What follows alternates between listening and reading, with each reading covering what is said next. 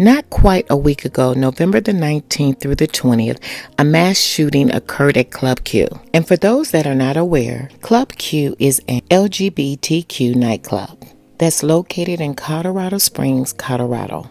5 people were killed and 25 others were injured, 19 of them by gunfire. 22-year-old Anderson Lee Ulrich is the accused. Anderson's father is Aaron Brink. Aaron Brink is a former MMA fighter turned porn star. Aaron's response to what his son had been accused of doing, or is accused of doing, it put me in a state of shock. He stated, "Oh my God," then a curse word. "Is he gay?" "Oh, he's not gay," with a sigh of relief. I'm not sure why his son being gay would even matter to his father, especially at this time. His son is accused of killing and wounding others. Lives were taken, and those people's lives mattered. You are entitled to have your beliefs, but you don't have the right to take someone else's life because you are not in agreement with the way that they have chosen to live their life. They do not need your approval. Here's the video. Please let me know your thoughts by leaving me a comment. And please don't forget to follow, subscribe, and give the video a thumbs up.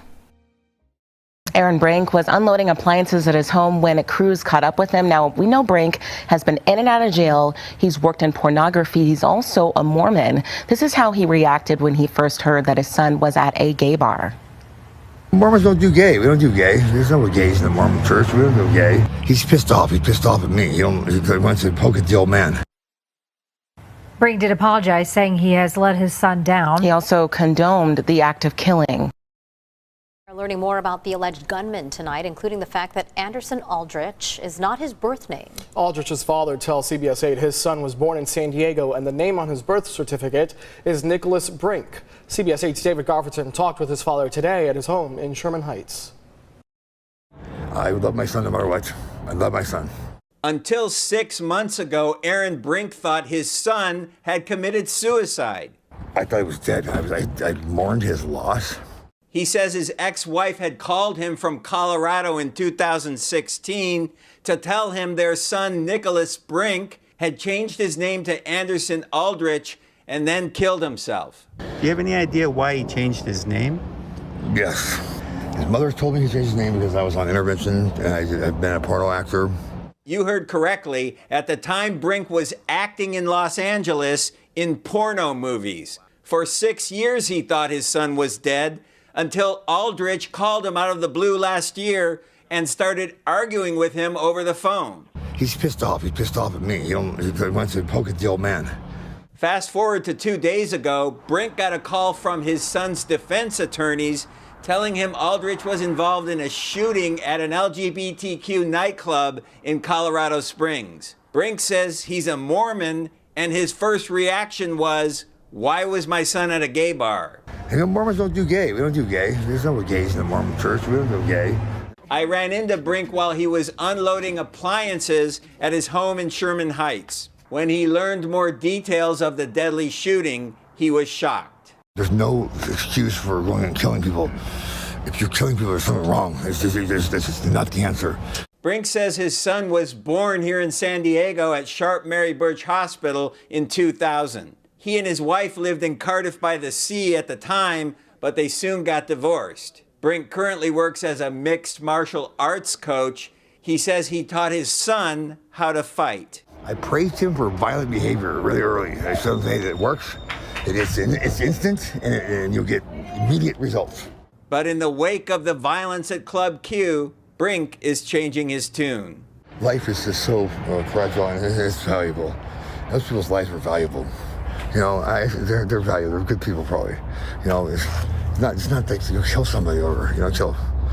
I'm sorry. I let my son down. At one point in that interview, we informed Brink that Colorado does not have the death penalty. He folded his hands in front of him, looked up, and said, "Thank God."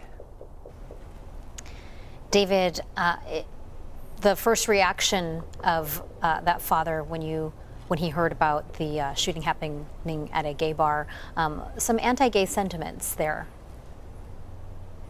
He did express some anti-gay sentiments very bluntly, and we did not include those comments in our report. But I will say, once he found out how many people died and how many people were injured, he apologized over and over again to the community. One of our first accounts of victim Raymond Green Vance came when we found out the 22-year-old was the boyfriend of the daughter of Richard Fierro, the man who took down the shooter. Fierro broke down when he first told CNN about Raymond. I lost my kid's boyfriend. I tried to everybody in there. I still feel bad that there's 5 people. There's 5 people that didn't come home. Raymond Vance's family says he'd just gotten a job at FedEx, was trying to save enough to get his own apartment. Vance's family and Richard Fierro say Raymond had been Fierro's daughter's boyfriend since middle school. I'm a protective guy, but Raymond was a very respectful boy. He was a good young man. He was a young man. And I think he did, I'll be honest, I hope to God that he was, and I believe it, I believe he was doing his best to save people himself. For those who couldn't be saved, like Raymond, the police chief made a subtle but riveting gesture, stating the pronouns of the deceased as they wanted to be identified. Kelly Loving. Kelly's pronouns are she, her. At a vigil in Memphis, Kelly Loving's sister couldn't contain her grief. She's really loving and kind, always trying to help people regardless. Derek Rump, a bartender at Club Q, was described as someone who'd found a community there that he loved, where he could shine, and a friend says he helped her shine too.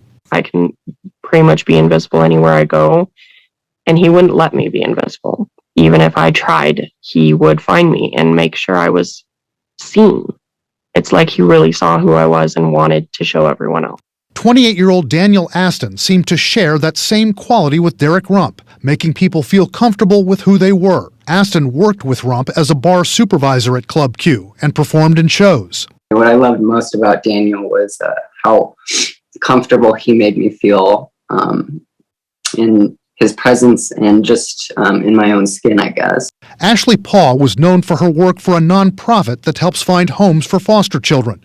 Her family says she traveled all over southeastern Colorado, encouraging people to become foster parents. A friend remembers her sense of humor. Sarcastic and happy-go-lucky. Just truly was. Right now, our entire family is broken, and our entire family has no idea what to do except to try and heal itself.